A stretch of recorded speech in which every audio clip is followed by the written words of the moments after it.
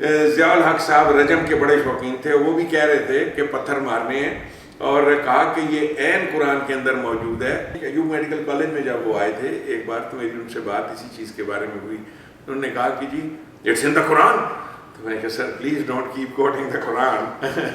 سو رحم کھاؤ اس کتاب پر، یہ 400 صفحے کی ایک کتاب ہے جو تم بد نصیبوں نے نہیں پڑھی، اور کیپ آن کوٹنگ اٹ کہ جی اٹس ان دا قرآن۔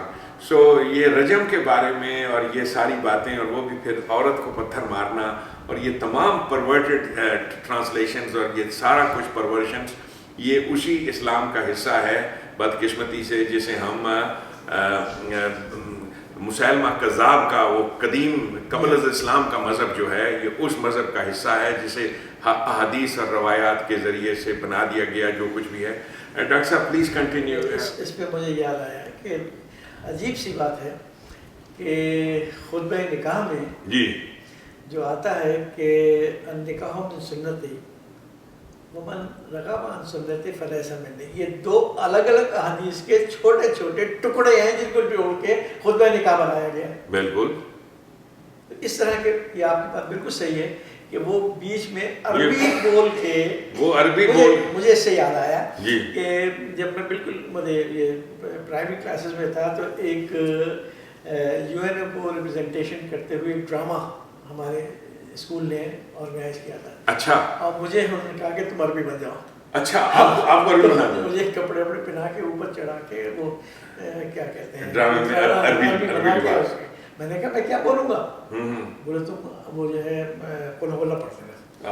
اب ہم گئے اور ہم نے قل هو اللہ پڑھ کے اور چلے آئے، یو این او میں ریپرزنٹیشن ہو رہی ہے عرب کی، عرب آ رہا ہے، اور وہ بات بات پہ قل هو اللہ اور قل هو اللہ کہہ رہا ہے۔ واہ جی واہ، واہ جی واہ، وہ بات یہ نا، تو یہی حال ان لوگوں کا ہے کہ بیچ میں آیتیں ڈال دیتے ہیں تاکہ یہ امپریشن ملے کہ دے آر دی اتھارٹی آن قرآن۔ آیا گیا۔ ڈاکٹر صاحب آگے بات کیجئے، پھر آپ تفہیم القرآن سے متعارف ہوئے اور ڈاکٹر اسرار تک پہنچ گئے۔ ڈاکٹر اسرار تک پہنچے، جی پھر آگے۔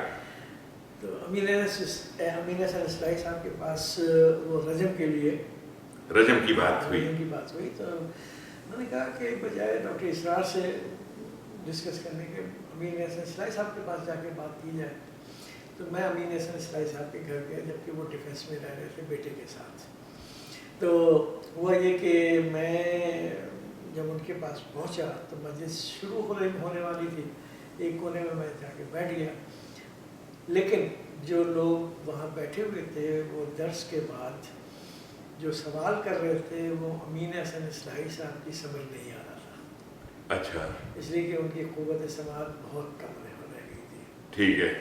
جو وہ سمجھتے تھے اس کے بعد جو وہ جواب دیتے تھے وہ سامعین کو نہیں سمجھ آتا، اس لیے کہ ان کا جو بولنے کا انداز اس ایج میں ہو گیا تھا، تو وہ سامنے والوں کے لیے سمجھ نہیں آتا تھا۔ یعنی ٹھیک ہے، ہاں، تو میں پھر چلا آیا وہاں سے کہ ان سے کیا سوال کروں، کیا جواب لوں، جو کچھ بھی ہوگا تدبر قرآن موجود ہے، جی جی، تو میں وہاں سے پڑھ لوں گا۔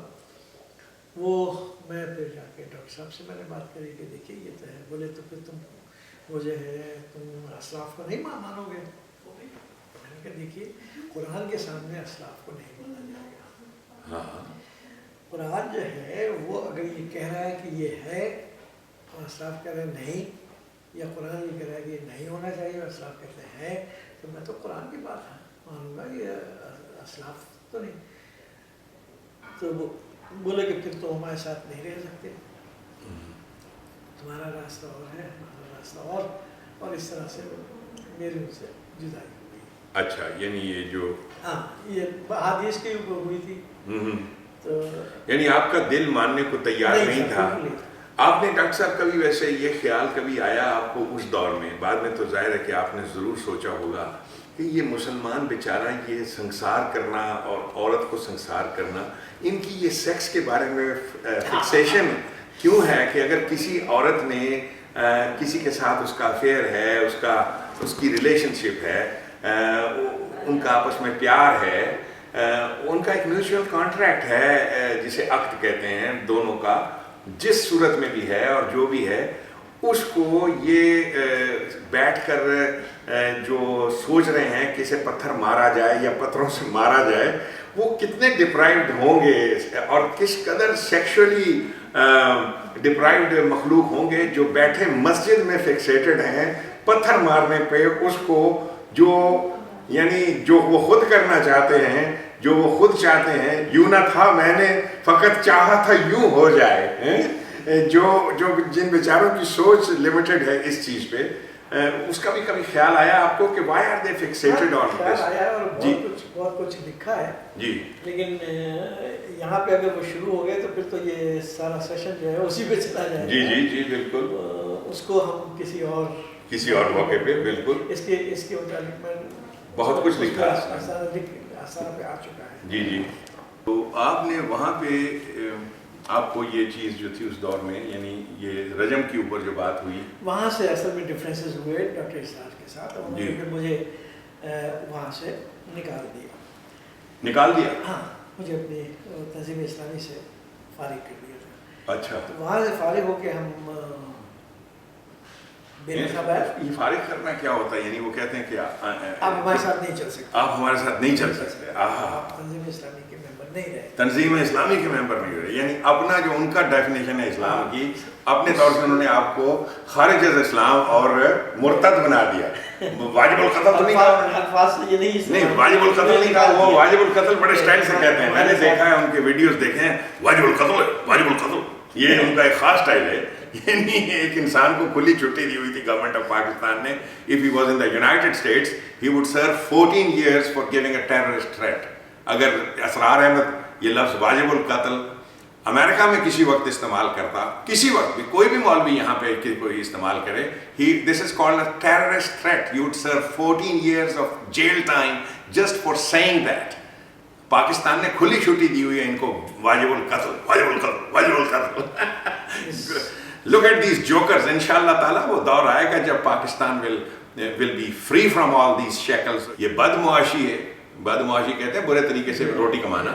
یہ روٹی کمانے کے دھندے ہیں، یہ جو آپ سے چندے لیتے ہیں اور سارا کچھ کرتے ہیں. We want to tell the people جب تک ہم ابو جہل کو ابو جہل نہیں کہیں گے، اور جب تک جس انسان نے ظلم سہا ہے اور دیکھا ہے، اور جن انسانوں نے سفر کیا اس مذہب کی وجہ سے، اور ہمیں جو امیگریشنز کرنی پڑی ہیں اپنے ملک سے، اپنی ماں کا جنازہ نہیں میں نے پڑھا، اپنے باپ کے جنازے پہ نہیں تھا، اپنی بہنوں کے جنازے پہ نہیں تھا، جن کو میں بلکتا چھوڑا، اور ایک بیٹا ہوں میں کبھی غصے میں اگر یہ باتیں کہتا ہوں کہ جو میری سفرنگز ہیں، ان سفرنگ کا ریزن یہ تھا کہ Pakistan became an unlivable country. It still is a very unlivable country, اور میرے جیسا انسان وہاں پہ نہیں رہ سکتا تھا. We had to leave that country. So جو ہماری سفرنگز کے باعث بنے ہیں، unless we put them and put the record straight and put them where they belong. اگر ایک آدمی یہاں پر، اگر کوئی آدمی ٹیررسٹ تھریٹ لیتا ہے تو اس کو جیل ٹائم ملتی ہے، اس کو فیلن کہتے ہیں، اس کو بدماش کہتے ہیں. بدماش اسی کو کہتے ہیں. حالانکہ اس نے ٹیررسٹ تھریٹ دیا، اپنے گھر والوں کو کہا ہے کہ جی، بیوی کو ہی تھریٹ دیا ہے کہ جی تو واجب القتل ہے، تو امریکہ میں he goes to jail for domestic violence even for raising that voice. So آپ اس کو فیلن کہتے ہیں. پاکستان میں مولانا صاحب کہتے کہتے دنیا تنگ نہیں آتی. These people deserve the place where they belong. Any how مجھے آئی اپریشیٹ دا فیکٹ کہ آپ کو ہے، لیکن آنیسٹ ٹو گاڈ ان شاء اللہ تعالیٰ جس دن وقت آئے گا پبلک ول ریئلائز کہ ہو ور دا پیپل جنہوں نے اسلام کا خون کیا، نبی اکرم صلی اللہ علیہ وسلم ان کی ذات گرامی کے ساتھ جو کیا. وہ جو اقبال نے کہا تھا کہ یہی شیخ حرم ہے جو چرا کر بیچ کھاتا ہے، گلی میں بوزر و دل کے اویس و چادر زہرا. تو یہی جو آپ کے پنڈت پادری بنے ہیں، انہوں نے بیچا ہے اسلام کو. We need to awaken and rise. اگر اپنے ناموں کو کا عزت اور احترام ہے، کہ آپ کے بچوں کے ناموں کی عزت اور احترام ہے، وی نیڈ ٹو آئیڈینٹیفائی کہ یہ شیخ حرم، یہ چور کون تھے جنہوں نے اسلام کی یہ بھونڈی شکل انسانیت کے سامنے پیش کی ہے اور اپنا الو سیدھا کیا، اور خود کس درجہ پرورٹڈ خیالات کے لوگ تھے کہ بیٹھ کر بابا بلے شاہ کہتا تھا نا کہ تیرا دل کھڈاوے منڈے کڑیاں. اندر سے دماغ جو ہے بیٹھ کے وہ کیا سوچتا ہے اس پرورٹ کا، اور وہ اس کے دماغ میں صرف یہ رجم اور یہ چیزیں آتی ہیں اور یہ ساری چیزیں. تو ڈاکٹر صاحب آئی ایم گلیڈ آپ نے یہ ذکر کیا. آگے بتائیے مجھے کہ اس کے بعد after you dissociated from doctor Israr Ahmed اور انہوں نے he kicked you out of that party because you were, انہوں نے دیکھ لیا کہ یہ آدمی میرے مرید باغی مرید ہے. بالکل صحیح. جی لیکن ان کے احسانات بھی ہیں جی اور سب سے بڑا احسان یہ ہے کہ مجھے عربک گرامر کا جو شعور حاصل ہوا اس کا انتظام انہوں نے کیا آپ کے لیے. اٹس گڈ کہ آپ اکنالج کرتے ہیں جس انسان نے بھی آپ کے لیے بھلا کیا. بہت اچھی چیز ہے. انہوں نے میرے لیے احادیث کے لیے یہ لاہور کے جو مفتی اعظم اس وقت ہیں، جی جی، ان کا نام ہے عبدالوحید صاحب. عبدالوحید صاحب جی. ان کو میرے لیے انگیج کیا. لاہور کے یہ مفتی اعظم ہیں؟ ایک دیوبند مسلک کے عبدالوحید. اچھا. تو ان کو انگیج کیا میرے لیے پڑھانے کے لیے کہ بھئی یہ حدیث سے باقی ہو رہا ہے، ذرا اس کو سمجھاؤ. اس کے لیے جب وہ کامیاب نہیں ہوئے تو پھر پورا ایک کلاس 1 سال کی انہوں نے آرگنائز کی، جس میں شیخ فاضل صاحب محدث، انہوں نے حدیث کا پورا کورس کرایا، اصول حدیث پڑھائے، پھر بخاری کو برکن اور سب جو ہے وہ شروع کرایا. لیکن وہ ایک اور بات ہے کہ وہ ہم آگے بڑھ ہی نہیں سکتے چند صفحات کے، اس لیے کہ اتنے کانٹراڈکشنس اس میں شروع ہو گئے ملنے کے. ہم فاضل صاحب سے پوچھتے شیخ صاحب سے کہ بھئی یہ کیسے ہو سکتا ہے، یہ ہو ہی نہیں سکتا. یعنی آپ نے جب بخاری شریف کے بخارات آپ دیکھے تو اس کے بعد آپ کو خیال آیا کہ بھائی یہ کیا چیز ہے. اچھا. سلیم الفطرت ایک ہوتی ہے یا عقل سلیم ہوتی ہے، اس کے پیمانے پر یہ حدیث پوری نہیں اتر رہی تھا. جی. کیسے کہہ سکتے ہیں؟ بلکہ سب سے بڑھ کے جو آپ نے ہمیں اصول حدیث پچھلے 6 مہینے میں پڑھائے ہیں، جی اس کے ایک اصول پہ بھی ایک حدیث نہیں پوری ہو رہی ہے. اچھا، یعنی جو اصول حدیث بتاتے ہیں ان پرنسپلز پر کہ حدیث کو اسٹڈی کیسے کرنا ہے، وہ جو پرنسپلز ہیں ان پر آپ کی حدیثیں پوری نہیں اتر رہی. اور حقیقت یہ ہے کہ اصول حدیث پہ صرف اگر رہا جائے تو اتنی زبردست اصول ہیں، اتنے زبردست اصول ہیں کہ کوئی بھی شخص ایک لفظ غلط نہیں کہہ سکتا. یعنی لیکن حدیث کو ان اصولوں پہ پرکھا ہی نہیں گیا، صرف دور دور سے اس کو دکھا دیا گیا کہ یہ اصول ہیں اور نیچے سے نکال دیا. یہ حال ہے ہمارے حدیث کا. جی. بلکہ امین احسن اسرائی کا، اب وہ کتابیں جو میرے پاس کوٹیشنس نہیں ہیں ورنہ میں کوٹ کر دیتا. حدیث کی 3 قسمیں ہیں بیسیکلی. ڈاکٹر صاحب کتابوں کی کیا ضرورت ہے کوٹ کرنے کی؟ جن لوگوں نے حدیثیں لکھی ہیں انہوں نے بھی کسی کتاب سے کوٹ نہیں کیا تو آپ ان کی نیگیشن کے لیے انہی کی کتابیں. ہاں بالکل صحیح ہے، لیکن یہ نا بیسیکلی تھنگ ہے کہ پبلک جو سنتی ہے وہ کامن سینس کی بات سنتی ہے، اور جو سنے گی کامن سینس تو وہ آپ کی کامن سینس کی بات ہے کہ حدیث کو اسٹڈی کرنا، یعنی کسی بھی ہسٹوریکل فیکٹ کو حدیث کہتے ہیں کہ کوئی بھی واقعہ یا قصہ لکھا ہے یا کسی کی اسٹیٹمنٹ ہے اس کو اسٹڈی کرنا. اس کے بھی پرنسپلس ہیں، جیسے لا آف ایویڈنس ہے امریکہ میں کہ آپ اگر کسی ایویڈنس کو آپ اسٹڈی کرتے ہو تو یہ جاننے کے لیے کہ آدمی واقعتاً وہاں موجود تھا کہ نہیں تھا. لا آف ایویڈنس کے بھی بہت سارے فیکٹرز ہیں کہ آپ اسٹڈی کرتے ہو اس میں کہ از اٹ پاسبل کہ یہ آدمی واقعتاً وہاں موجود ہو. یعنی ایک جنگ کا اگر واقعہ ہے جس میں 2 سپاہیوں کی آپس میں گفتگو ہے اور اس گفتگو میں ایک مارا گیا اور دوسرے نے اس کو قتل کر دیا اور دونوں ہی جو ہیں موجود نہیں ہیں سین میں، دوسرا بعد میں مارا گیا، تو یہ کمنٹریٹر کون سا ہے جو رننگ کمنٹری دے رہا ہے، خاص طور پہ آپ کے کربلا کے واقعات کے بارے میں کہ فلاں نے یہ کہا فلاں نے وہ کہا. تو رننگ کمنٹری دینے والے کے اوپر اگر لا آف ایویڈنس کے تحت یہ جج پوچھے گا کہ تمہارے پر بھی ایک رسپانسبلٹی تھی کہ بیچ میں انٹروین کرتے، تو تم کہاں موجود تھے اس وقت. تو یہ تو ایک ٹوٹل فیبریکیشن ہے. بہت ساری قصے جو ہمارے کہانیوں کے حصے بنے ہیں جو ہمارے، تو آپ فرما رہے ہیں کہ یہ اصول حدیث، یہ میں نے انٹرجیکشن اسی لیے کیا تاکہ ہمارے لوگ جان سکیں کہ اصول حدیث کہتے کسے ہیں. وہ پرنسپل جیسے لا آف ایویڈنس ہے کہ اسی طریقے سے پرنسپلز ہیں کہ یہ چیزیں ایڈمیسیبل ہیں ایز ایویڈنس. جی وہ اصول بتاتے ہیں کہ کیا ہم ان اصولوں کے اوپر رکھتے ہوئے یہ بات صحیح سمجھیں یا غلط سمجھیں. جی. اور اگر ان اصولوں پہ واقعی حدیثوں کو رکھا جائے جی تو ایک حدیث بھی ایسی نہیں ہے جس کو ہم قول رسول کہہ سکتے ہیں. واہ واہ. اور اس کی ایک سند یہ بھی ہے کہ ہر عالم کو پتہ ہے کہ جب وہ حدیث کوٹ کرے گا تو اس کے بعد کہے گا او کما قال صلی اللہ علیہ وسلم کہ درو بقدر راوی. میں نے تو بیان کر دیا, اب اگر واقعہ ایسا نہیں تو جیسا رسول اللہ نے کہا, جیسا رسول اللہ نے کہا تھا, باقی واللہ عالم, واللہ اللہ جانتا ہے. یہ کہنا لازمی ہے ہر حدیث کو کوٹ کرنے کے. ہاں, اس کا مطلب یعنی جس ماسٹر پیس انداز میں یہ روایات لکھی گئی ہیں اور جس ماسٹر پیس انداز میں وہ سارا کا سارا ہمارے پہ مروجہ اسلام تھوپا گیا ہے, وہ تو ایک الگ داستان ہے کہ کیسے ایک ہی گلی میں رہتے ہوئے ایک آدمی حدیثیں لکھ رہا ہے اور دوسرا آدمی بیٹھا ان حدیثوں کی روشنی میں قرآن کی تفسیر لکھ رہا ہے, اور اس کو اگر کوئی آیت سمجھ نہیں آتی تو کہتا ہے مجھے سمجھ نہیں آئی, اس کو کہتا ہے میرے پاس حدیثیں ہیں اس کو سمجھانے کے لیے.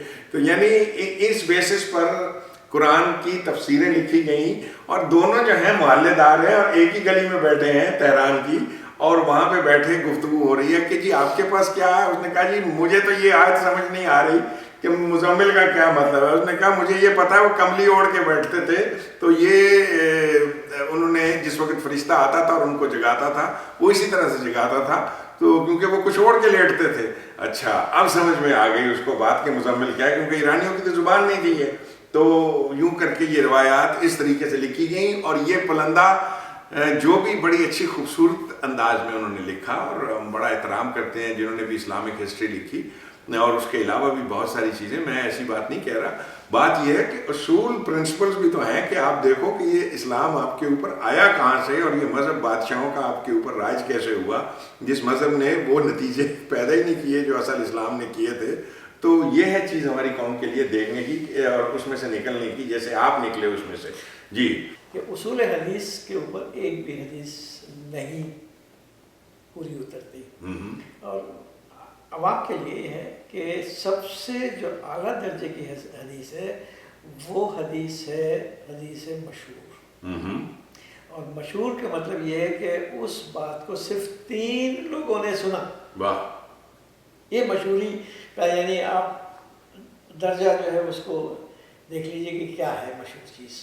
تین آدمی ہیں, صرف 3 آدمی ہیں جنہوں نے, اب جیسے مثال کے طور پہ ابو بکر, عثمان, علی نے سنا, جی عمر کو نہیں پتا تھا اس بات کا. ٹھیک ہے. اگر یہاں حدیث کی جو ایکسٹریم ٹاپ موسٹ حدیث ہے جسے یہ صحیح بھی کہیں گے اور سب کچھ کہیں گے, تو وہ صرف 3 بندوں نے سنی تھی رسالت مآب سے. یعنی اور وہ بھی کتنے سال بعد بیان کرنے والے ہیں؟ وہ تو 250 سال بعد. 250 سال بعد.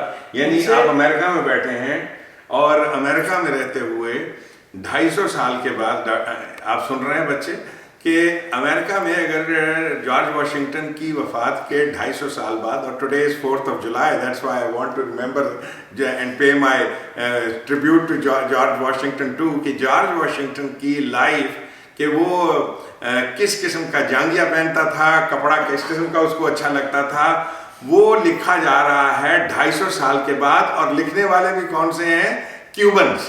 اگر کیوبنز لکھ رہے ہیں یا لکھنے والے ایرانینز ہوں یا پاکستانی ہوں جن کے ساتھ جو یا میکسیکنز ہیں یا جو احترام نہیں کرتے, جو دل سے ہیٹ کرتے ہیں جارج واشنگٹن کو اور اس کی قوم کو, حالانکہ ان بیچاروں نے نہ واشنگٹن دیکھا ہے نہ اس کا امریکہ دیکھا ہے, پھر اس امریکہ کی ایجادات سارے استعمال کر رہے ہیں لیکن دل سے ہیٹ کرتے ہیں. اگر وہ ساری کتابیں لکھیں جارج واشنگٹن کے بارے میں, جیفرسن کے بارے میں, کپڑے کیا پہنتے تھے, داڑھی تھی کہ نہیں تھی, کیسا لباس تھا, گھوڑے پہ کیسے بیٹھتے تھے, وہ ساری باتیں کس حد تک مستند ہوں گی. وہ بھی لکھنے والے جو ہیں, لکھنے والوں نے بھی لکھا ہے کہ جی ہمارے پاس سے 3 سورسز آئی تھی 250 سال کے بعد. جی یہ ذرا دیکھیے کہ یہ ہے آپ کا مروجہ اسلام, جس کے اوپر مبنی ہمارا سارا کا سارا دار و مدار ہے, اور جس کو کاروبار بنایا ہوا ہے اور مذہب بنایا ہوا ہے ہم نے. This is the bottom line, this is the fact کہ یہ ہیں ہمارے اوپر نمازیں مسلط کرنے والے، یہ ہیں ہمارے اوپر روزے مسلط کرنے والے، یہ ہیں ہمارے اوپر حج اور زکوٰۃ بتانے والے، یہ ہیں ہمارے اوپر سنسار کرنا ہے عورت کو اور زنا کی یہ سزا ہے۔ یہ سارے کے سارے وہ پرورٹس ہیں جن کو ہم نے اتھارٹیاں دیں، کس بیسس پر کہ ان کے پاس یہ کتابیں موجود تھیں جو کہ ایرانینز نے لکھی تھیں، اور کس مقصد کے لیے لکھی تھیں وہ تو مقصد اللہ ہی جانتا ہے کہ وہ ان کا کیا تھا۔ وہ خود اپنی کتابوں میں لکھتے ہیں کہ ہم تو ہسٹری لکھ رہے ہیں جو بھی ہمارے پاس آئی تھی، وہ کوئی حدیثوں کی کتاب تھوڑی لکھی تھی انہوں نے کہا کہ ہم تو تاریخ لکھ رہے ہیں کہ جو بھی ہمارے پاس ہسٹری آئی ہے، اور وہ ہمارے یہاں آ کر وہ سیاہ ستہ بن گئی کہ بخاری، نسائی، ابو داؤد، ابن ماجہ، مسلم، یہ تمام جو اب سورسز ہمارے ہاں بنی ہیں، ترمذی، اب ان کو امام ترمذی، امام بخاری کہا جاتا ہے۔ ڈاکٹر صاحب اگر یہ لوگ آج کے دور میں ہوتے تو ہم مسٹر ترمذی کہتے، مسٹر بخاری کہتے، مسٹر ابن ماجہ کہتے، مسٹر ابو داؤد کہتے، لیکن ہمارے ہاں امام کہہ کر ایسا ہوا طاری کر دیا جاتا ہے کہ امام بخاری صاحب نے لکھی یہ کتاب۔ امام، حالانکہ اگر آج کے دور میں ہوتے وی وڈ کال دیم کہ یہ مسٹر بخاری کی لکھی ہوئی کتاب ہے۔ ٹھیک ہے، بات ابھی آپ نے شاید صحیح اربع کے متعلق نہیں ذکر کیا۔ جی جی بالکل، صحیح اربع بھی تو ہے نا، بالکل کافی کڑے نہیں، بالکل وہ بھی بالکل وہ دوسرے سیٹ کی جو ہے وہ کتابیں، اور وہ بھی اسی طرح، بلکہ وہ 400 سال کے بعد لکھی گئی ہیں، وہ 400 سال کے بعد ہیں جو اصول کافی ہیں۔ اچھا، میں یہاں پہ لوگوں کے لیے ایک غلط فہمی کا بھی اظہار کر دوں کہ لوگ یہ کہتے ہیں کہ موطا امام ابن مالک جو ہے جی وہ مدینے میں لکھی گئی، جی، اور کیونکہ وہ وہاں کے رہنے والے تھے ہاں، اس لیے وہ بخاری سے پہلے کی ہے۔ ہاں، یہ غلط فہمی ہے۔ موطا امام ابن مالک جو ہے وہ 400 سال بعد لکھی گئی ہے۔ بالکل صحیح ہے، بالکل صحیح ہے، تو اس لیے وہ یہ اسی کی کلیکشن ہے جی، انہی روایات کی کلیکشنز ہیں موطا جو ہے، اور وہی روایات ہیں اس میں، وہی روایات اسی انداز سے ہر آدمی نے اپنی اپنی جگہ پر اپنا چوکا مارا ہے۔ اس کے بعد پھر میں ایک غامدی صاحب ہوتے تھے، جی جی، اچھا، وہ گاندھی صاحب، ہاں، اچھا، وہ میری عمر کے بلکہ شاید مجھ سے کچھ چھوٹے تھے، ان سے دوستانہ تعلقات بڑے، اس لیے کہ اس وقت تک وہ علامہ نہیں بنے تھے۔ اچھا ہاں، درس اچھا، ابھی ضرور شروع ہو گیا تھا ابھی وہ علامہ کہلاتے ہیں؟ نہیں، یہ علامہ کا ٹائٹل ویسے یہی ہوتا ہے کہ آپ لکھ دیں تو ہو جاتا ہے، ہاں، کوئی نہ کوئی تو لکھ ہی دیتا ہے۔ ہاں، کوئی نہ کوئی لکھ دیتا ہے۔ تو پھر طاہر القادری جو ہے وہ بھی علامہ ہے نا، علامہ طاہر القادری صاحب۔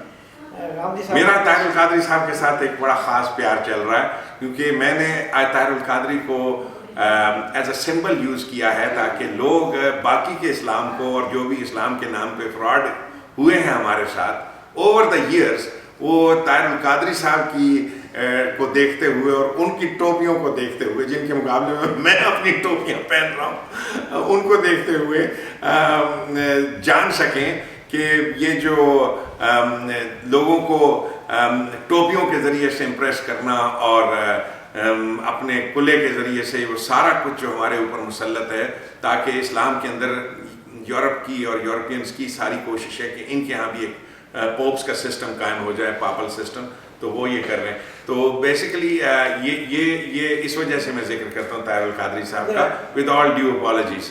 جاوید غامدی صاحب ساتھ میرا خاصا دوستانہ تعلقات رہے۔ اچھا اچھا، اور لیکن بات وہی ہے کہ وہ بہت ساری احادیث کو نہیں مانتے، اور ان کا جملہ ہے کہ جو دین ہے وہ قرآن میں ہے۔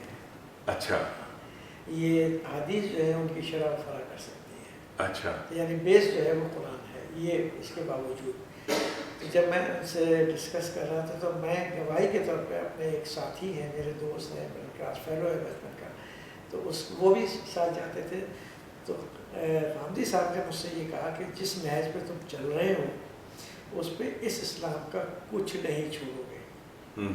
تو مجھے اس وقت تو یہ اس جملے کا اندازہ نہیں ہوا، لیکن اب یہ اندازہ ہوتا ہے کہ غامدی صاحب کو بالکل اچھی طرح پتہ ہے کہ اگر ہم نے احادیث کو چھوڑ دی اور قرآن کو پکڑ لیا تو نہ نماز رہے گی، نہ روزہ، نہ حج، نہ زکوٰۃ۔ یہ سارا جیسے ہم نے بنایا ہوا ہے اسلام، اللہ جو بنایا ہے اسلام کا، یہ غامدی صاحب کو بھی بات پتہ ہے۔ تو یہ اس قسم کے عالم ہیں جو جانتے ہیں سب کچھ، لیکن میرا خیال ہے، ہاں، چلیے ان کا ہم ذکر نہیں کرتے کیونکہ غامدی صاحب موجود نہیں ہیں، اور غامدی صاحب کو basically I truly don't know much about him other than the fact کہ I heard 1 or 2 audio tapes of his and چند ایک میں نے ان کے لیکچرز جو وہ سوال جواب کر رہے ہیں لوگ ان کے جوابات سنے ہیں which I don't want to make comments right now because it's again میں اپنے شالیمار ریڈیو پہ ذکر ضرور کرتا ہوں ان تمام باتوں کا جو کہ ہمارے لوگ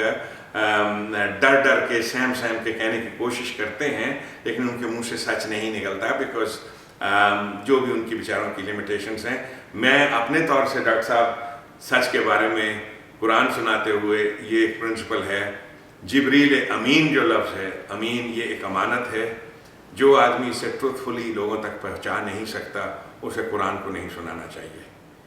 ٹروتھفلی جو آپ کا دل مانتا ہے جس بات کو اس ٹروتھ کو اگر آپ ایز اے ٹروتھ نہیں پہنچا سکتے دین آپ کو دنیا میں وہی ذلت ملے گی جو طاہر القادری صاحب کو مل رہی ہے.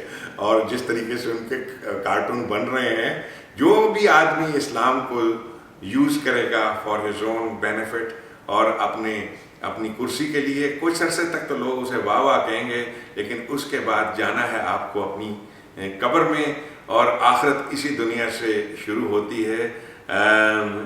یہیں پہ روز حساب بھی ہے اور سارا کچھ یہیں پہ ہوتا ہے. اور روز حساب لانے والی کون ہے؟ آپ کی پاکستانی قوم.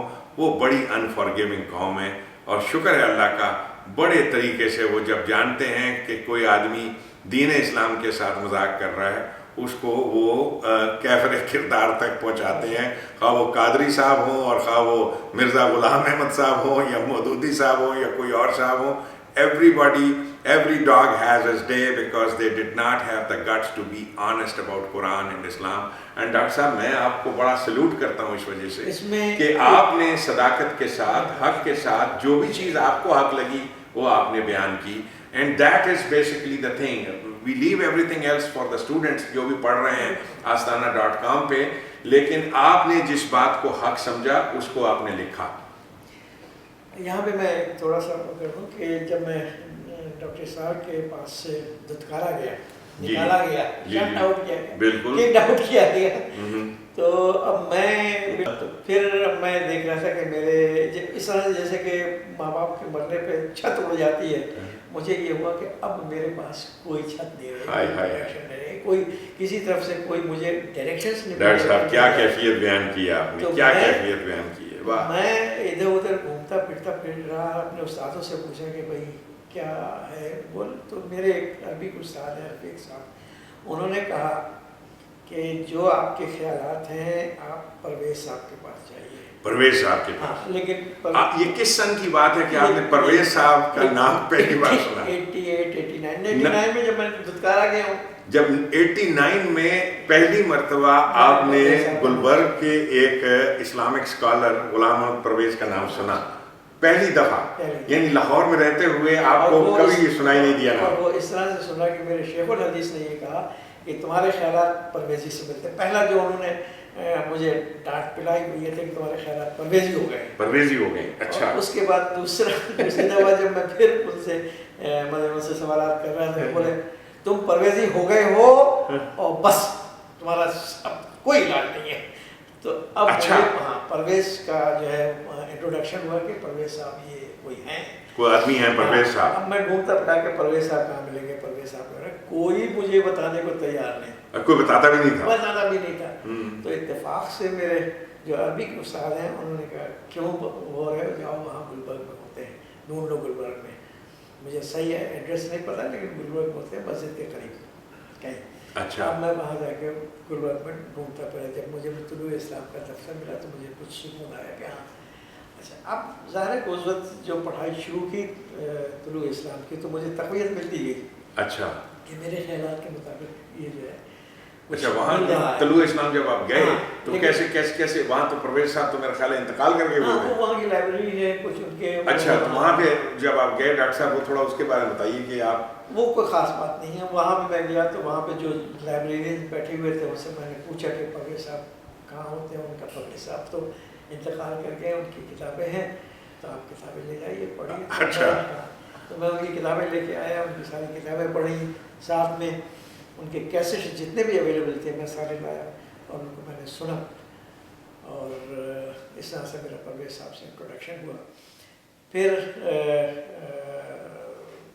غامدی صاحب کے پاس یہ دونوں ساتھ ساتھ چل رہے تھے، پرویز صاحب کو بھی پڑھ رہا تھا، غامدی صاحب کے پاس بھی جاتا تھا۔ تو غامدی صاحب سے جو لاسٹ میٹنگ اس معاملے میں ہوئی وہ یہی تھی کہ انہوں نے کہا کہ قمر صاحب آپ جس نہج پہ چل رہے ہیں اس پہ چلتے ہوئے نہ آپ نماز کو چھوڑیں گے نہ روزے کو چھوڑیں گے۔ چھوڑنے سے مراد یہ کہ ان کو میں وہ جو ہے ان کے اوپر تنقید کرنے کو نہیں چھوڑوں گا۔ ہاں، یعنی اسلام کے اندر نہ تو نماز رہے گی، نہ روزہ رہے گا، نہ حج رہے گا، نہ زکوٰۃ رہے گا۔ That was a last sentence, یہ غامدی نے کہا آپ غامدی سے؟ صاحب نے کہا۔ غامدی نے پرویز صاحب کو پڑھا ہوا ہے آپ کے خیال اچھی میں؟ طرح سے، بہت اچھا اچھی طرح سے، اچھا اچھا۔ بہت اچھی طرح۔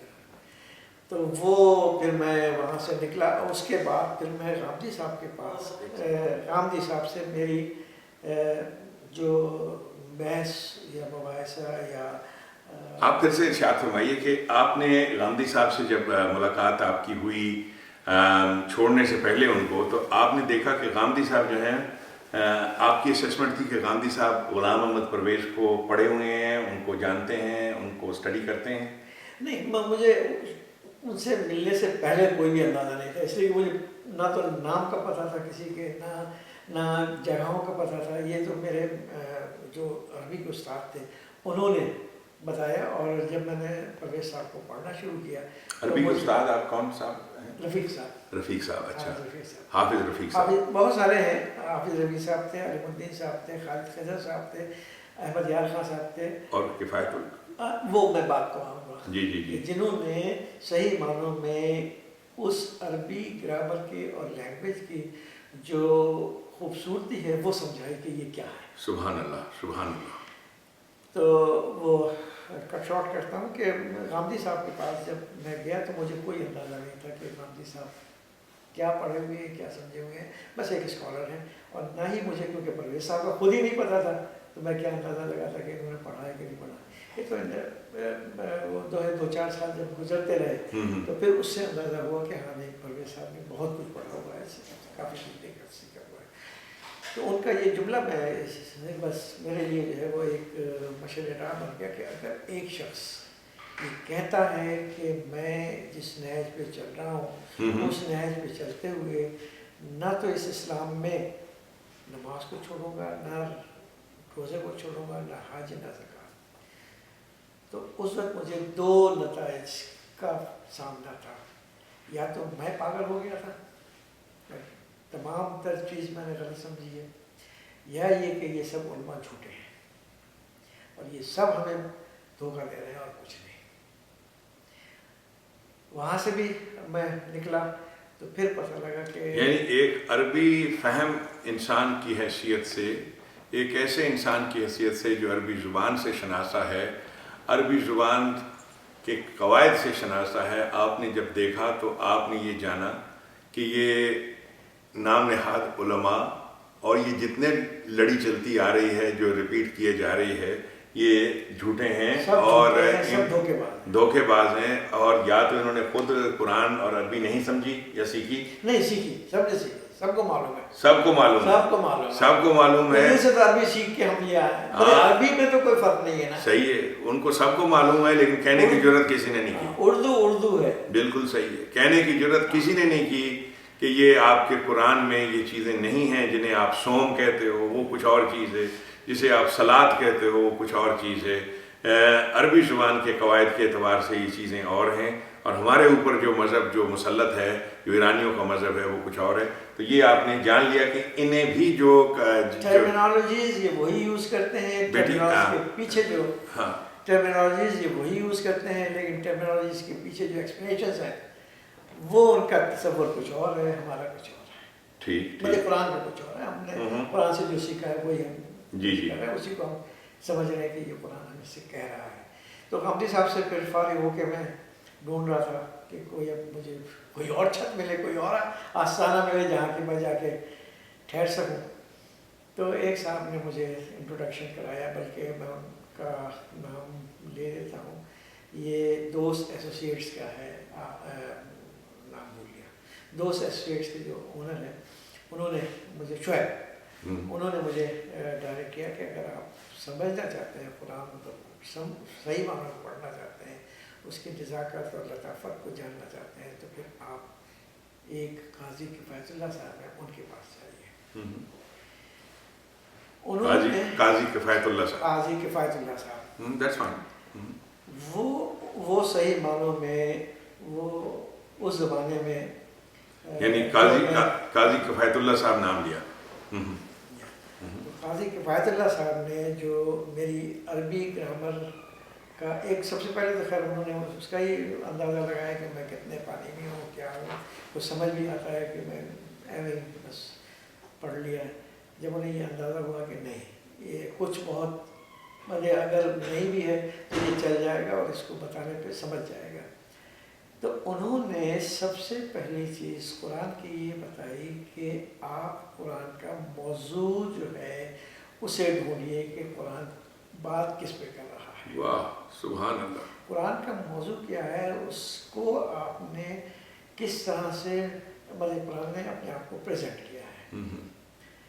دوسری چیز یہ کہ اس موضوع کے تحت جتنی صورتیں ہیں اور جیسے ہمیں ملی ہے، اس پہ ہم ڈسکشن ہی نہیں کرتے کہ کب آئی اور کیسی آئی اور کون سی پہلی تھی اور کون سی دوسری تھی، کون سی چوتھی اور کہاں کہاں تھی۔ ہمیں جو قرآن ملا ہے وہ ایک کتاب کی شکل میں ملا ہے، اور کتاب آپس میں ایک مضمون کو دوسرے مضمون سے گتھی رکھتی ہے۔ واہ سلسلہ ہے اس کا، بالکل۔ سورہ فاتحہ سے ہم چلتے ہیں اور سورہ ناس تک جتنے بھی ہیں سب صورتیں انٹر لنکڈ ہیں۔ یہ نہیں ہوا ہے کہ جیسے مودودی صاحب نے اپنے اس میں تفہیم میں لکھا ہے کہ کبھی اللہ ادھر کی بات کرتا ہے، کبھی ادھر کی بات کرتا ہے، کبھی تقریری انداز اختیار کرتا ہے، کبھی کتابی اختیار کرتا ہے، کبھی وہ جو انہوں نے جملہ لیا بڑا مشہور ظاہر ہے جی جن کو تو وہ چیز نہیں ہے، یہ ایک تسلسل کے ساتھ ایک مودودی صاحب نے جو یہ لکھا ہے، یہاں پڑھنے والے بچے، یہاں ان کی انگریزی کی جو ٹرانسلیشنز ہیں قرآن کی، مودودی صاحب کی اور باقی لوگوں کی، وہ ہمارے امریکہ میں پڑھنے والے بچے جو سچ بولتے ہیں وہ کہتے ہیں کہ what kind of a God is this who does not know how to write a sentence. اس کو ایک جملہ لکھنا نہیں آتا، یہ کس قسم کا خدا ہے؟ کیونکہ جن لوگوں نے ٹرانسلیشنز کی ہیں ان ٹرانسلیشنز کی ٹرانسلیشن پہ بات ہے۔ نعوذ باللہ نعوذ باللہ۔ جی بالکل صحیح، بچے صحیح کہتے ہیں، بالکل صحیح کہتے ہیں۔ تو یہ جو ہے کہ آپس میں تسلسل ہے، ایک صورت کا تسلسل ہے اگلی صورت سے، پھر ہر صورت میں ایک موضوع لے کے پڑھا گیا ہے، موضوع کے گرد تمام تر آیات گھومتی ہے، اور اس میں ایک ہوتی ہے دعویٰ کہ یہ قرآن دعویٰ کر رہا ہے، اس کے بعد اس کے ساتھ اس کی دلیل آتی ہے۔ اب جو ربط قائم نہیں کر پاتے کہ دعوے ہی کو نہیں سمجھتے تو دلیل کو کیا سمجھیں گے، اس وجہ سے ان لوگوں کو دعویٰ اور دلیل کے درمیان ایک گیپ نظر آتا ہے۔ ورنہ قرآن کی پہلی صورت میں بھی اور آخری صورت میں بھی ایک ربط ہے، پہلی صورت میں بھی آیتوں کے درمیان ربط ہے، اگلی صورت سے اس کا ربط ہے، یہ مربوط ہے بہت۔ اور اس کے بعد انہوں نے دوسرا کہا کہ یہ جتنے بھی تشبیہ، تمثیل، استعارے ہیں یا محاورے ہیں، ان کو نہیں ترجمہ کرنا چاہیے لغت کے لحاظ سے۔ یہ بالکل ایسے ہی ہو جائے گا جیسے کہ ہمارے اردو والے لٹریچر والے کہتے ہیں کہ کسی کو کہا گیا کہ بھائی تم انگریزی میں ترجمہ کر دو کہ میرا سر چکرا رہا ہے، تو اس نے ترجمہ کیا مائی ہیڈ از سرکلنگ، یا آسمان سے گرا کھجور میں اٹکا، تو اگر اس کا ترجمہ یہ کر دیا جائے کہ he fell from the sky and was suspended in a palm tree. So ترجمے کے اعتبار سے تو آپ کو 100 نمبر ملیں گے، لیکن آپ نے زبان کی سمجھے نہیں کہ اس محاورے میں کہا کیا جاتا ہے۔ اس طرح سے بھی جو چیک کرنے والا ہوگا اگر اسی ترجمے کے اس کا دماغ ہوگا تو 100 کے 100 دے گا، اور اگر کوئی ایسا ہوگا جسے پتا ہے کہ بھائی محاورے کا ترجمہ محاورہ یہ رکھ کے کیا جا سکتا ہے، اس کو لوگ بھی نہیں کیا جائے تو وہ 0 دے گا. یہی نہیں ڈاکٹر صاحب، جو آدمی پڑھے گا آسمان سے گرا کھجور میں اٹکا تو وہ سوال کرے گا کہ بھائی آسمان سے کوئی گر سکتا ہے؟ What kind of nonsense is this? He fell from the sky and God suspended in a palm tree. سو آدمی کہے گا کہ یہ کیا ذکر ہے. لیکن ہمارے ہاں عام بولا جاتا ہے کہ جی وہ کیا ہوا اس کے ساتھ، آسمان سے گرا کھجور میں اٹکا، فلاں آدمی نے اپنی، وہ یہاں کل ہی بول رہے تھے ایک صاحب کہ انہوں نے اپنی اچھی بھلی پاکستانی بیوی کو طلاق دے دی، اور اس کے بعد جس گوری کے ساتھ شادی کی تو پتہ لگا کہ اس کا تو وہ گوری جو ہے بیچاری وہ تو مینٹل کیس تھی کوئی ہے. تو کسی نے کہا جی وہ بیچاری کے ساتھ، اس بیچارے کے ساتھ کیا ہوا؟ انہوں نے کہا آسمان سے گرا کھجور میں اٹکا. تو اب یہاں پہ جو جملہ بولا گیا تو سب کو بات سمجھ میں آ گئی کہ کیا بات ہے. تو وہ انہوں نے یہ بتایا کہ بھائی محاورہ جو ہے کبھی بھی ٹرانسلیٹ نہیں کرنا چاہیے.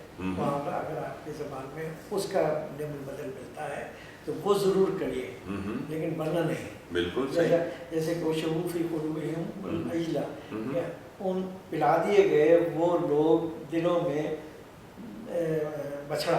اب یہ ترجمہ جو ہے یہ صحیح نہیں ہوگا. دلوں میں ان کے ایک مذہب کی محبت ڈال دی گئی. عجل جو ہے وہ جو کہتے ہیں نا سیکرڈ کاؤ، بالکل وہ ہے کہ وہ چیز ان کے دلوں میں ایسی ٹھک بیٹھ گئی. وہ ہاں عجل تو چیز ایسی ہے، یہ تو صاحب اس سے جان چھڑانی بڑی مشکل ہے. جب تک قوم ذبح نہیں کرتی، اسی میں سیکرٹ ہے، البقرہ میں سیکرٹ ہے قوموں کے رہنا سانس کا. اپنے عقیدوں کی قربانی دے تو قوم بن جاؤ. ایک تو انہوں نے کہا محاورے کا کبھی بھی ترجمہ نہیں ہونا چاہیے unless you have got a محاورہ in your own language. اس کو آپ نے اس کو as such رکھنا ہے. دوسرا یہ کہ تمثیل، تشبیہ اور یہ جو ہے استعارہ، اس کے فرق کو سمجھنا چاہیے. بالکل. تشبیہ وہ ہے کہ جو ایک جگہ ایک چیز کو دوسری چیز سے مشابہت رکھتے ہوئے بات کی جاتی ہے. تمثیل یہ ہے کہ آپ کسی کی مثال دیتے ہیں، ہوتی تو ہے اس میں ویسے ہی چیز لیکن وہ موجود نہیں ہوتی. جبکہ استعارہ ہے کہ اس سے لفظ مستعار ہے. بالکل بالکل. کہ استعارہ وہ ہوتا ہے جو ہماری لینگویج میں موجود نہیں ہے لیکن ہم دوسری لینگویج سے مستعار لیتے ہیں. بہت خوب. تو اس چیز کو ہم اسی طرح سے پیش کر سکتے ہیں جس طرح سے کہ اس لینگویج میں اس کو بتایا گیا ہے. تو زیادہ تر اس میں مفہوم آپ بتائیں گے، اس کا ترجمہ نہیں کریں گے. ڈاکٹر صاحب آپ نے آج بہت مجھے وقت دیا. میں اس تشبیہ اور استعارے اور تمثیل اور اس پہ محاورہ، اس پہ میر کا ایک شعر اور اس پہ بات ختم کرتا ہوں. انشاءاللہ یار زندہ صحبت باقی، انشاءاللہ پھر آپ سے بات ہوگی. میر کا شعر ہے، مہر و وفا و لطف و عنایت ایک سے واقف ان میں نہیں. یعنی جو وفاداریاں ہیں، محبت کی جو چیزیں ہیں، مہر و وفا، لطف، عنایت، یعنی جو گیونگ نیچر ہونی چاہیے لو کی، پیار کی، مہر و وفا و لطف و عنایت ایک سے واقف ان میں نہیں. اور تو سب کچھ رمز و اشارہ، طنز و کنایا جانے ہے. پتا پتا بوٹا بوٹا حال ہمارا جانے ہے. جانے نہ جانے گل ہی نہ جانے، باغ تو سارا جانے ہے. بہت بہت شکریہ ڈاکٹر صاحب. صحیح بات یہ ہے کہ باغ سارا جانتا ہے سوائے اس مالی کے جو کہ جس نے باغ لگایا. بالکل صحیح ہے. یعنی مسلم قوم کو ہی نہیں پتا ہے کہ اس باغیچے میں کیا کچھ ہے. بالکل. ساری دنیا اس باغیچے کو لے کے دیکھیے پتا پتا بوٹا بوٹا جانتا ہے. جسونت سنگھ صاحب کہہ رہے ہیں اسلام کی رنسانس. یہاں براک اوباما جانتا ہے کہ اسلام کیا ہے. اسلام امریکہ کے جو فاؤنڈنگ فادرز تھے، ٹامس جیفرسن، وہ انہوں نے اپنی فاؤنڈیشنز کے لیے قرآن کا سہارا لیا اور قرآن کو بتایا پتا پتا بوٹا بوٹا حال ہمارا جانے ہے، لیکن جانے نہ جانے گل ہی نہ جانے، باغ تو سارا جانے ہے. یہ اور اس بات پہ ڈاکٹر صاحب آج کی گفتگو کا خاتمہ اس طرح سے کہ آپ نے بہت وقت دیا and I am very grateful to you for your time. انشاء اللہ تعالیٰ ہمارے حاضرین ہمارے ناظرین جو ہیں جو سن رہے ہیں وہ بڑے منتظر ہوں گے کہ ڈاکٹر صاحب کے ساتھ میں صوم کے بارے میں بات کروں، صلاۃ کے بارے میں بات کروں۔ ڈاکٹر صاحب کے مضامین ان چیزوں پہ موجود ہیں، اور ڈاکٹر صاحب نے کبھی یہ کلیم نہیں کیا کہ وہ حرف آخر ہیں۔ وہ صرف آپ کو گائیڈ کر رہے ہیں کہ جن ریچولز کو آپ سمجھ بیٹھے ہو یہ گورنمنٹ کی چیزیں نہیں ہوتی۔ دین اسلام ایک حکومت تھی، اور حکومت جو ہے وہ ایسی باتیں نہیں کرتی جو کہ مذہبی ریچولز ہوں۔ یہ مذہب جب بنا ہے تو یہ ان الفاظ کے معنی کچھ کے کچھ بن گئے ہیں۔ انشاءاللہ تعالیٰ ان موضوعات پر آہستہ آہستہ اور بھی بات ہوگی۔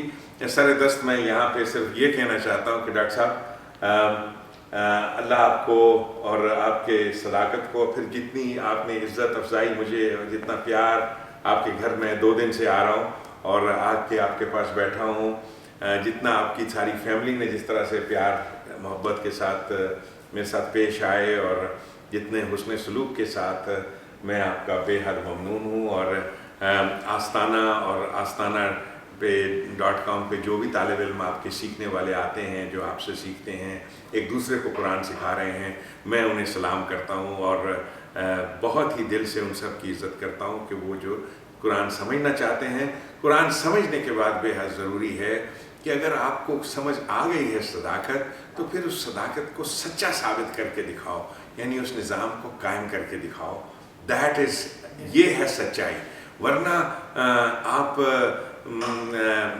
یہ ساری چیز کا، ساری ایکسرسائز کا مقصد یہ ہے کہ آپ کو اگر لا الہ کے معنی سمجھ آ گئے ہیں کہ لا الہ جو ہے حاکمیت اللہ کی، حکومت اللہ کی، ایک ایسی گورنمنٹ کا قیام جس گورنمنٹ پر آپ کا ایمان ہو، دیٹ از آل ایمان۔ ایک ایسی گورنمنٹ کا قیام جس گورنمنٹ پر آپ کا ایمان ہو۔ کسی گورنمنٹ پر انسانوں کا ایمان نہیں ہو سکتا جب تک کہ وہ اللہ کی حکومت نہ ہو، اور یہ اللہ کی حکومت نبی اکرم صلی اللہ علیہ وسلم نے قائم کی تھی، اللہ کی حاکمیت پر مبنی نظام قائم کیا تھا۔ لوگوں کو یقین تھا کہ یہ گورنمنٹ ہمیں چیٹ نہیں کرے گی۔ تو یہ ہے صداقت۔ آپ کو یہ صداقت اگر سمجھ میں آ گئی ہے تو آئیے میرے ساتھ، جو بھی میں نے ایک کاروان بنایا ہے جنت پاکستان کے نام سے، ایک تحریک جو بنائی ہے، جو بھی آپ کے اندر توفیق ہے، اف یو کین، اپنے اپنے مقام پہ، یہ آپ کے لیے یہ سونگ ہے، یہ حکم ہے کہ یہ آپ کو کرنا ہے اس دور میں جو ہمارے پہ خون خرابے کا دور، شہر رمضان جسے کہا ہے۔ تو وہ جو آپ پہ مسلط ہے، ڈاکٹر صاحب کہاں سے ان صداقتوں کو پہنچے، یہ وہ الفاظ تھے، میں نے اپنے بزرگوں سے یوں ہی سنے تھے کہ یہ کیا چیزیں ہیں۔ تو ڈاکٹر صاحب، بہت سارے اور لوگ جو جانتے ہیں اور جن کا آپ نے ذکر کیا، جو قرآن آپ کو، جن سے آپ نے پڑھا، صداقت، سچائی، آج سارا جہان جو ہے اس کی تلاش میں جو ہے صداقت کی، تو دنیا جان رہی ہے انٹرنیٹ کے ذریعے سے، ویب سائٹس کے ذریعے سے۔ تو آپ پڑھتے جائیے، لیکن اصل چیز اس نظام کا قیام ہے۔ جس دن یہ نظام آپ نے قائم کر لیا، آپ امریکہ سے میلوں آگے ہوگے اس نظام کی قیام کی وجہ سے۔ ہفت کشور جس سے ہو تسخیر، بے تے وہ تفنگ، تو اگر ڈھونڈے تو تیرے پاس وہ سامان بھی ہے، اور وہ سامان ہے یہ نظام امن کا۔ جس دن آپ پاکستانی مل بیٹھو گے، اٹھ بیٹھو گے اور امن پر کے اس نظام کو قائم کرو گے، اس دن آپ کی بلے ہی بلے ہوگی۔ ڈاکٹر صاحب بہت بہت شکریہ۔ اس سے پہلے کہ اختتام ہو، میں آپ کا بہت شکریہ ادا کرنا چاہوں گا کہ آپ نے میری عزت افزائی کی، آپ نے اتنی محبت، شفقت اور پیار سے آپ یہاں تشریف لائے، اور میں ہر شخص کی جو میرے لیے تھوڑا بہت بھی میرے دل کو ہمت بنانے والا ہوتا ہے، میں اس کا ممنون ہوتا ہوں۔ دوسری چیز یہ کہ میں حرف آخر نہیں ہوں۔ بہت خوب، بہت خوب۔ یہ میرا خاص ایک جملہ یاد رکھیے کہ میں حرف آخر نہیں ہوں، اور آنے والی نسلیں مجھ سے کہیں زیادہ آگے بڑھ کے بات کریں گی، اور میری کتنی ہی غلطیاں میری نکالیں گی۔ جی جی۔ تو کبھی کسی شخص کو میری غلطی نکالنے پر مایوس یا رنجیدہ نہیں ہونا چاہیے، اس لیے کہ میں ایک انسان ہوں اور میں 1000 غلطیاں کر سکتا ہوں۔ اس لیے جو مجھے بت نہ بنائے، میں صرف ایک انسان ہوں، اور میں نے جو کوشش کی ہے وہ یہی کی ہے کہ میں قرآن کو سمجھا سکوں، اور جیسا سمجھ آیا ہے اس پر عمل پیرا ہو جائے۔ जाऊं और लोगों को ये पैगाम दे सकूं। तो मेरे लिए मुझे बुत न बनाइए, मेरे बात को हद आखिर न समझिए। हर शख्स को ये खुली इजाज़त है कि वो मेरे ऊपर जितनी तनकीद करना चाहे कर ले, मेरी दिलादारी नहीं होगी, बल्कि मैं उसका ममनून होगा कि मेरी गलतियों का उसने मुझे एहसास दिलाया। बहुत खूब डॉक्टर साहब, बहुत बहुत शुक्रिया जी आप सबका, थैंक यू वेरी मच। और बेटी आपका बहुत बहुत शुक्रिया जो आप फिल्म बना रहे हो और आप जो हमारी बातें सुन रहे हो, आप सबका बहुत बहुत शुक्रिया। ये भी बता दीजिए कि ये मेरी बेटी है। हाँ, बहू जो फिल्म बना रही हैं, जोहा, आपका बहुत बहुत शुक्रिया कि आपने ये फिल्म बनाई। Thank you very much doctor साहब।